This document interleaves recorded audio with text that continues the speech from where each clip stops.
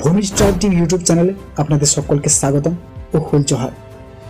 আজকের এই ভিডিওর মাধ্যমে আমরা জানব অরিজিনস অফ কাস্ট সিস্টেম, অর্থাৎ কাস্ট সিস্টেম উৎপত্তি কিভাবে হলো, কারা তৈরি করলো এই সিস্টেম। বিষয়টি ভালোভাবে বোঝার জন্য আমাদের মানব ইতিহাসের একেবারে প্রথম থেকে শুরু করতে হবে। আমরা সকলেই জানি যে পৃথিবীতে আমরা এখন বসবাস করছি তারও একটা ইতিহাস আছে। আজ থেকে প্রায় 4.5 বিলিয়ন বছর আগে এই পৃথিবীর সৃষ্টি হয়েছিল। এরপরও এই পৃথিবীতে প্রাণী জন্ম হওয়া বা বেঁচে থাকার মতো উপযুক্ত পরিবেশ হতে আরও কয়েক হাজার বছর সময় লেগেছে। অবশেষে এই পৃথিবীতেই জলে প্রথম প্রাণীর সৃষ্টি হয়।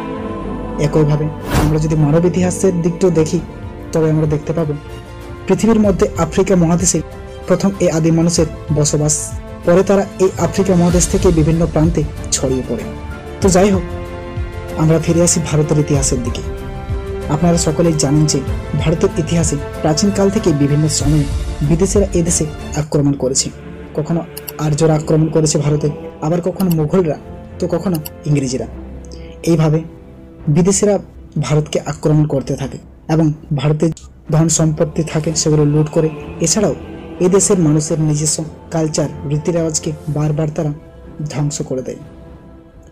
পৃথিবীর সব থেকে প্রাচীন সভ্যতাগুলির মধ্যে একটি হলো সিন্ধু সভ্যতা, যেটি 2400 খ্রিস্টপূর্বাব্দ থেকে 1700 খ্রিস্টপূর্বাব্দের মধ্যে সিন্ধু নদীর তীরে গড়ে উঠেছিল ভারতে, যেটি ছিল একটি নগরীয় সভ্যতা। ম্যাক্স মুলারের 1500 খ্রিস্টপূর্বাব্দে আর্যরা মধ্য এশিয়া থেকে ভারতে প্রবেশ করে এবং ভারতের যে সিন্ধু সভ্যতা গড়ে উঠেছিল সেই সিন্ধু সভ্যতাকে তারা ধ্বংস করে নতুন একটি সভ্যতা গড়ে তোলে, যেটি হলো বৈদিক সভ্যতা। এবং এটি ছিল একটি গ্রামীণ সভ্যতা।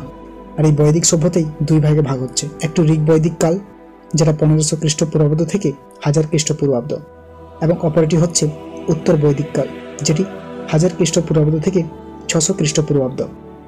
এই ঋগ বৈদিক কাল থেকেই শুরু হয়ে যায় এই চতুর্বর্ণ ব্যবস্থা। প্রথম দিকে নাকি এটি ব্যবসার উপর ভিত্তি করে বা কর্মের উপর ভিত্তি করেছিল। আর্যদের লেখা এই ঋগ্বেদের 10 নম্বর মণ্ডল অনুযায়ী ব্রহ্মা নাকি এই 4 বর্ণের সৃষ্টি করেছে। সৃষ্টি বলাটা আমার ভুল হবে, জন্ম করেছে। ব্রহ্মা নিজে ব্রাহ্মণকে জন্ম করেছে বা জন্ম দিয়েছে নিজের মুখ থেকে। এবং এই সৃষ্টিকারী ব্রহ্মা এদের পড়াশোনা, পূজাপাঠ এবং উচ্চ বর্ণের বলে উল্লেখ করেছেন। ক্ষত্রিয় জন্মেছে নাকি ব্রহ্মার বাহু থেকে। চিন্তা করুন, ব্রাহ্মণদের পরে এরা ছিল দ্বিতীয় উচ্চ বর্ণের মানুষ। এরা ছিল যোদ্ধা, এরা ছিল প্রশাসনিক কর্মকর্তা। এরপর আসছে বৈশ্য। বৈশ্যরা নাকি জন্মেছে ব্রহ্মার জাং থেকে, আর এদের কাজ ছিল ব্যবসা বাণিজ্য করা। সর্বশেষে শূদ্র জন্মেছিল ব্রহ্মার পা থেকে, এবং এরা ছিল সবার নিচে, এবং এদের কাজ ছিল ব্রাহ্মণ, ক্ষত্রিয়, বৈশ্য এদের সবার সেবা করা। এই শূদ্রদের অধিকার ছিল না পড়াশোনা করা, এদের অধিকার ছিল না ব্যবসা বাণিজ্য করা। এভাবেই দীর্ঘদিন ধরে শূদ্রদের সব দিক থেকে বঞ্চিত করে রাখা হয়েছিল, যার ফলে এরা আজও ব্রাহ্মণ, ক্ষত্রিয়, বৈশ্যদের থেকে অনেক পেছনে রয়ে গেছে, যেটাকে আজকে আমরা SC, ST, OBC জেনারেল হিসেবে দেখতে পাচ্ছি।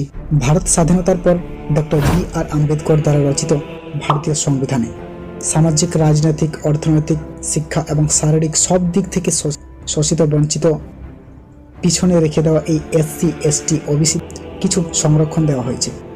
সব থেকে বেশি শোষিত হয়েছে এই ST ক্যাটাগরির মানুষেরা, এবং আজও তারা নানাভাবে শোষিত, বঞ্চিত হচ্ছে।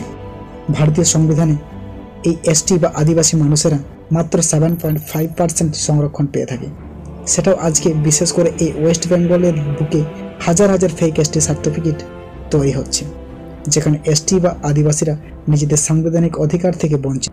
SC, OBC জেনারেল ক্যাটাগরির মানুষেরা BDO অফিস, SDO অফিস থেকে তৈরি করাচ্ছে ফেক ST সার্টিফিকেট। আদিবাসীদের সংরক্ষিত আসনে তারা ঢুকে পড়ছে। এভাবে আদিবাসীরা শিক্ষার অধিকার থেকে বঞ্চিত হচ্ছে তারা চাকরি বাকরির অধিকার থেকে এবং রাজনৈতিক অধিকার থেকেও বঞ্চিত হচ্ছে। সরকারি বিভিন্ন চাকরিতে ফেক ST সার্টিফিকেট বানিয়ে ST হিসাবে চাকরি করছেন এমন অনেক উদাহরণ আছে। এই লিস্টগুলিকে আপনারা দেখতে পাচ্ছেন।